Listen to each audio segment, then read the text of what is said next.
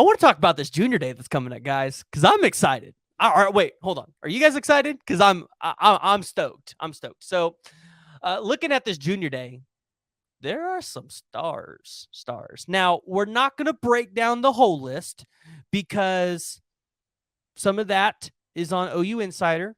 And so you guys know you have to pay for some of those nuggets. But we're going to talk about some of the guys and some of the guys that Wilfong's been talking about and some of the guys all over Twitter. We're going to kind of look at them. Yeah, yep, Topher, I'm expecting the same thing. I'm expecting maybe 1 or 2 silent commits this weekend. I might even be expecting a commitment out of this weekend, but we'll talk about that one here in just a minute. Let's start off with the 5-star guys, because there are 2 guys in particular that their names have been thrown around, and I think they're important. And the first one is 5-star cornerback Kobe Black, which for OU to go out there and land 2 5-stars in the secondary in 2 years, when was the last time that happened? Maybe you guys could tell me. I can't tell you the last time OU landed 2 5-star defensive backs in 2 straight years. I'll wait. But yes, Kobe Black, the number 15th overall player in the 247 composite. Listen, I thought this for a long time, that this was Oklahoma State's race to lose. His older brother, Corey Black, is a cornerback at Oklahoma State. It felt like Oklahoma State for a long time has had a really good opportunity there because Kobe Black's familiar with Oklahoma State. I really don't think Gundy wants that job out there. Do you guys? Because I know of another recruit that he's really not recruiting very hard, actually at all. And yeah, but 5-star cornerback Kobe Black, there's going to be a need at that position. Yes, Oklahoma took a lot of cornerbacks this year. You had Kendall Dolby, Josiah Wagner. I know you took Peyton Bowen at the safety. I know he can play cornerback as well. We took some other guys. But I would expect you're going to have I don't know if Key Lawrence is going to be playing corner or safety this year, but Key Lawrence is gone. You're going to have Woody Washington's going to be gone. And I think you'll have a couple others that are gone. And so I think you're going to have to, you're going to have to replace them. Getting a 5-star in Kobe Black into this program in a year where you need to turn it over and you need to be able to have elite talent to compete in the SEC, this would be huge. So we'll have to keep an eye out on the Twitters and see if Kobe Black drops the little pin and he is in Norman, Oklahoma. Additionally, another guy that I'm excited again to see, does he end up here at OU, was Micah Hudson. So for those of you who were not aware, Micah Hudson was supposed to attend the January 28th junior day. It was January 28th, right? January 28th junior day. The number 6th overall player in the country, the number 2 wide receiver in the country. And he and Kobe ended up going to Texas A&M. Now, they had plans to potentially come back for this junior day. That's what everybody was told. That was the rumors that was circulating. I haven't seen anything confirmed. I haven't heard anything confirmed. So, again, this is going to be like the Kobe Black situation. We will have to keep an eye out for that little pin that says Norman, Oklahoma, where he says, I'm here, or visiting, or whatever it says. But Micah Hudson, 5-star wide receiver, I think actually Oklahoma might have a decent shot here because Micah Hudson is a guy that has ties, has ties. He has a relationship with Emma Jones. And I know a lot of people were kind of really worried, or I wouldn't say worried, but skeptical of this hire that Oklahoma made. But let me break it down for you. He went to Texas Tech 3 times. He's been to Oklahoma twice. At least that's what it's showing on the On3 database. Meaning, he's met Emmett Jones 3 times. He's met Jeff Lebby twice. So technically, Oklahoma now has 5 visits because Emmett Jones is on this staff. And so you can carry that relationship over. And so Oklahoma, I think, jumps Texas Tech right there. But Chris Jackson out there at Texas, listen, that's going to be difficult to recruit over. But ultimately, we talked about it in my prediction videos. I really said that, Micah Hudson, I thought was a guy that maybe could be a Sooner, and someone that we definitely had to keep a lookout. I didn't predict him to land here, but I said it's a guy you really have to pay attention to, a guy that Oklahoma might be able to go out there and land. And looking at some of the other 5 stars, obviously everybody has heard about Williams Nwaneri being here, and I hope I said that right, Williams Nwaneri or Nwaneri. Just can't get it through. Just can't get it to roll with the tongue. Number 9 overall player in this class, according to the 247 composite out of Lee Summit North. It's important because you got Caden Green from that school. And then you have Isaiah Mosey out there in 2025, the receiver. At 6'5", 245 pounds, I mean, I think Williams Nwaneri could help really shape up that defensive line. And I want everybody to imagine something for a second. Imagine a defensive line with David Stone, Zadavian Sims, Williams Nwaneri, and PJ Adebawore. Not to mention, I think Oklahoma gets Nigel Smith in this class, who also could be a 5-star. You're telling me Oklahoma has a potential chance to land 3 5-star defensive linemen in one class? When was the last time we've ever uttered those words? I think it's pretty interesting. But yeah, no, I do think Nigel Smith ends up in this class. Not as sold on Williams Nwaneri yet, but I have heard good things from some people that are close to him. So another recruitment that we'll have to keep an eye on and kind of keep an eye out for how that recruitment's going at the end of the visit. But 5-star defensive lineman Edric Houston is also going to be in town. Their top 10 guy, 6'3", 255 pound. I'm not 100% sure, how much this staff is really pursuing Houston, because I haven't really heard much about that before. You see Nick Eason and Clipson out there really recruiting for him. And I'm sorry if you guys hear the little dog back there. I got her tonight because Caitlin has to work tomorrow, so she has to stay here. Hey, cut it out. But yeah, talking about Edric Houston. So I think Nick Eason will definitely have an opportunity there to be able to go out there and land the 5-star. Obviously, Alabama's going to be in it. Georgia will probably be in it because, well, he's from Georgia. I've even seen Clemson potentially getting a visit here for Edric Houston. So Edric Houston's going to be interesting. I'm not counting my buckets on this one.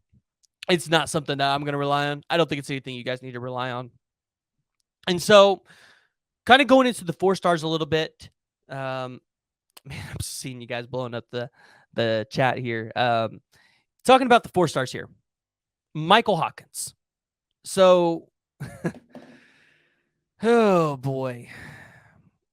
Guys, I'm tired of quarterback drama in Oklahoma, whether it's on the recruiting trail or whether it's quarterbacks leaving Oklahoma to go out west or go to another school. No, so you hear Michael Hawkins is going to be here this weekend. Of course, he's here for another big junior day for Oklahoma, a big visit weekend. And you would expect that there's got to be something to that, right?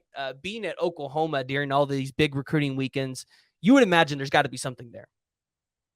There's, in my mind, you don't go somewhere during all their big recruiting weekends and then not go to that school. I mean, am I crazy to think that way? And, Brandon Drum always talks all the time about, follow the unofficial visits, right? And, that's something that, I think we've all done. We followed the unofficial visits for him. And, yeah, he has a great relationship with Kendall Briles, obviously shown because Kendall Briles and TCU moved on from their quarterback and continued to pursue Hawkins. But, yeah, I mean, yeah, Keaton, I understand what you're saying. You don't have a good feeling about Hawkins. I've had my days where I don't have a good feeling about Hawkins either. But you know what? Ultimately, hearing that he's coming back to these visits, coming back to campus, that he's still in contact frequently with the staff, I don't think that I mean, I start to feel better about that situation and OU getting their quarterback of the future here. And so if Ted Roof leaves OU, Brandon Hall will be the next defensive coordinator OU. So this is an interesting topic. You know what? I'm going to start this, and we're going to save this for later because of the Jim Leonhard conversation. We'll talk about that here at the end. So, okay, diving into the other 4 stars. Offensive lineman, Grant Bricks. Listen, guys, we talked to him. We're working on getting him here on the podcast for an interview. So stay tuned for that one. It's going to be a battle, I think, between, Iowa, Ohio State, Penn State, some of those schools up there in the north. Wide receiver, Xavier Jordan. He's a 4-star to 2, according to 247. He's not a composite ranked, I don't think. Defensive lineman, Kellen Lindstrom. Now, this one actually intrigued me a little bit because I saw this one come out tonight. 4-star safety, Travarius Banks, out of Tuscaloosa, Alabama. I can imagine with him being from Tuscaloosa, Alabama, winning that battle over for Oklahoma to go out there and win that battle on the recruiting trail, I feel like would be hard. Right? I mean, it's Alabama. It's Tuscaloosa. The 6'1", 190-pound guy out of Northridge High School. I mean, listen, I've watched a little bit of his huddle film. I mean, the dude's got it. And it says here on his scouting report that he played 2A snaps as a junior. Just, I think he's going to be taking an official visit to Tennessee on June 16th. So that's something to potentially keep in mind and keep a watch out. But yeah, I thought this was interesting coming out of the woodworks. 123 ranked player in terms of the 247 composite. You got Travarius Robinson at Alabama recruiting him. And then Tim Banks and Willie Martinez at Tennessee, which, by the way, Tennessee is really hot on the recruiting trail. Really shocking what Josh Heupel is able to do down there. Listen, I see you guys talking about Jim Leonhard. We're going to talk about that here in a minute because that's obviously something that y'all want to talk about. So we'll get to that one here in a second. And don't mind the dog if you hear her scream. She's drama. She's dramatic. 3-star edge, Caleb Red, defensive lineman, TJ Lindsay, and 2 brothers, actually, Tycool Hill Lumen, and then defensive end, or they're both defensive ends, Ty Clean Lumen. They'll both be here as well. So actually, Parker mentioned something interesting yesterday on their live stream, which I was able to catch a little bit of that one. I haven't actually gone back and actually listened to it yet. Probably do that tonight while I'm in the shower.